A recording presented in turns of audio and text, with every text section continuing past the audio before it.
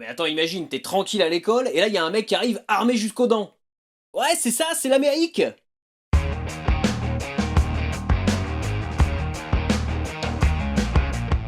Salut à vous pauvres mortels et bienvenue sur Comics Rise, la chaîne qui lit à travers les pages de vos comics. Si on se retrouve aujourd'hui, c'est pour parler de la rencontre entre Archie et le Punisher.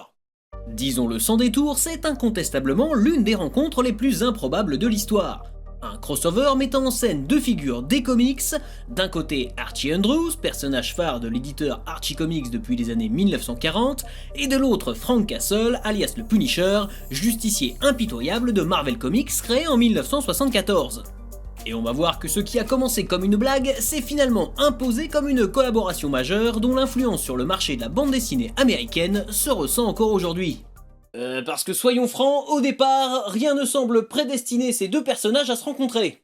Apparu dans le 22e numéro de Pep Comics en 1941, Archie Andrews est un ado américain dont les aventures mêlant humour et romance ont traversé les décennies avec une surprenante fraîcheur.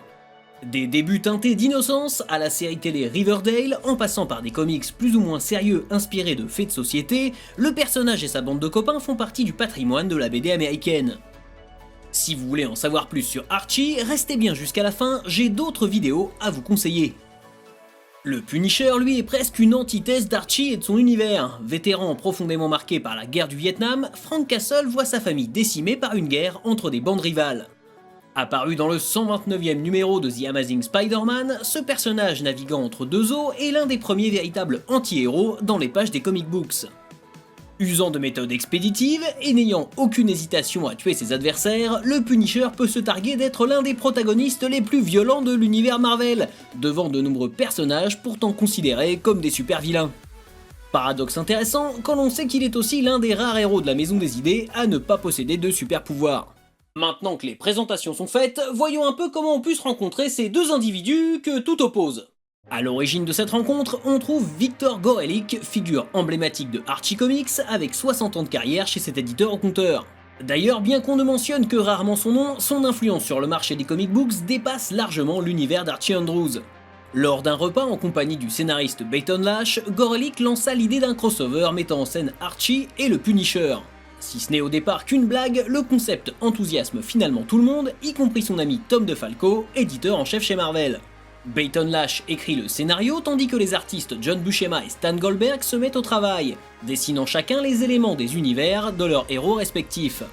C'est ainsi qu'en 1994 sort enfin la rencontre inattendue entre les deux héros, publiée dans deux versions différentes. Archie meets the Punisher chez Archie Comics et The Punisher meets Archie chez Marvel, deux publications au contenu similaire mais différenciées par leur couverture. On notera également que la version publiée par Marvel était vendue 1$ de plus que celle de Archie, sans doute justifiée par quelques illustrations bonus et une couverture ajourée, faisant écho au numéro 129 de The Amazing Spider-Man, où était apparu pour la première fois Frank Castle. Ok, merci Wikipédia, mais qu'est-ce que ça raconte exactement ?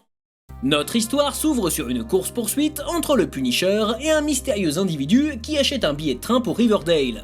On suit alors en parallèle deux récits qui semblent distincts avec chacun leur titre. L'un plutôt humoristique mettant en scène Archie, et l'autre suivant l'enquête de Frank Castle, poursuivant toujours l'étrange personnage découvert au début de l'intrigue. Un baron du crime trafiquant de drogue, dont on apprend qu'il dispose de nombreux surnoms, notamment celui de Montana Bob ou encore Red Fever ou plus simplement Red. Il s'avère que ce raid est le parfait sosie de Archie, et son arrivée à Riverdale, pris en chasse par le Punisher, marque la jonction entre nos deux histoires, et va bien évidemment donner lieu à quelques quiproquos savoureux. Confondant Archie Andrews et son double maléfique, Frank Castle va sommer la zizanie, arme au poing dans les rues de Riverdale, et poursuivre sa cible jusqu'au bal du lycée, ses méthodes expéditives tranchant bien évidemment avec le ton habituel de l'univers d'Archie Comics. D'ailleurs, si une fusillade éclate lors de ce fameux bal, personne ne semble jamais touché par les projectiles, et lorsque Archie est pris en otage, un couteau sous la gorge, le Punisher met le criminel hors d'état de nuire en lui balançant un gâteau en pleine face.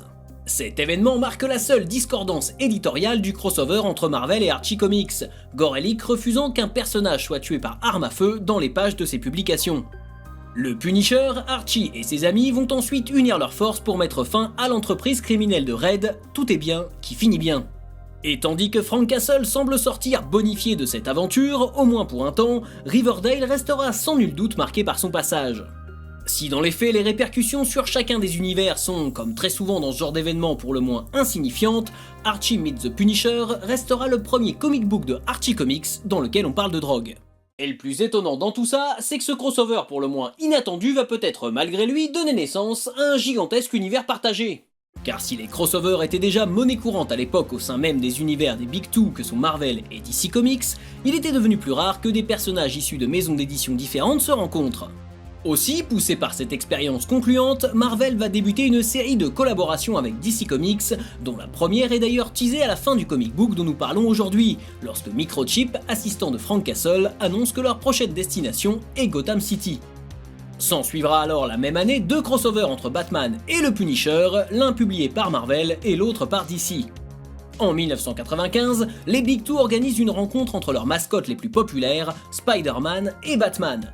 Et c'est en 1996 que le phénomène des crossovers prend une ampleur encore jamais vue, avec DC vs Marvel, puis Amalgam Comics, menant à la fusion des deux univers jusqu'alors concurrents. J'ai déjà consacré une vidéo à cet événement il y a quelques temps, et j'y parle également de l'histoire des crossovers entre ces deux éditeurs, donc je vous conseille d'aller y jeter un œil, le lien est dans la description. Du côté de Archie Comics, cette expérience va encourager l'éditeur à multiplier les publications toutes plus perchées les unes que les autres, mettant tour à tour leurs héros face à Predator, aux requins de Sharknado ou encore au groupe Kiss. Un héritage pour le moins haut en couleur qui a pourtant donné naissance à des comic books parfois très sympathiques, devenant une sorte de marque de fabrique pour l'éditeur. Attends, t'en fais pas un peu trop là, tu me parles de ça comme si c'était révolutionnaire. Certes, Archie Meets the Punisher est loin d'être le premier crossover inter-éditeur, mais il a peut-être fortement pesé dans la balance quant à la multiplication des crossovers dans la deuxième moitié des années 1990, notamment chez Marvel et DC comme je le disais précédemment, mais aussi chez les éditeurs indépendants comme Image ou Malibu Comics. En gros, sans le succès critique et commercial de ce comic book, on n'aurait peut-être pas pu profiter d'œuvres comme Eminem Punisher, Batman Scooby-Doo, Witchblade Gatchaman. Alors oui, finalement, cette rencontre entre Archie et le Punisher n'est pas aussi saugrenue que celle entre Superman et le lapin de Nesquik dont j'ai déjà pu vous parler, et n'a en rien révolutionné la bande dessinée américaine. Mais elle démontre, s'il fallait encore le faire, la richesse des univers explorés par les comic books et des possibilités infinies d'un médium dont la seule limite est l'imagination. L'occasion de rappeler qu'à force de vouloir des contenus toujours plus calibrés, en bridant la créativité des artistes pour des raisons de productivité et de rentabilité, on passe à côté de beaucoup de choses. D'ailleurs, n'hésitez pas à me dire dans les commentaires si un crossover vous a marqué en particulier, qu'il soit légendaire, hyper efficace ou tout simplement bien what the fuck. Cette vidéo fait partie d'une chouette initiative du copain Beaumasque et je vous conseille donc d'aller voir ses autres vidéos consacrées à Archie et à son univers. Alienor Predator vous parle de l'excellent crossover Archie vs Predator que j'avais bien kiffé. Beaumasque fait un bond dans le passé avec Archie 1941. Wolf in Motion explore le cartoon Archie Mystère et compagnie. Et SN Parod vous explique pourquoi il faut lire du Archie Comics. N'hésitez pas à aller découvrir leurs tafs respectifs, ce ne sont que des gens qui méritent votre intérêt. Voilà, jusqu'à la prochaine fois, je compte sur vous pour avoir de saines lectures. On continue à parler de comics sur les réseaux sociaux, partagez cette vidéo et n'oubliez pas de vous abonner à la chaîne pour ne pas rater la prochaine.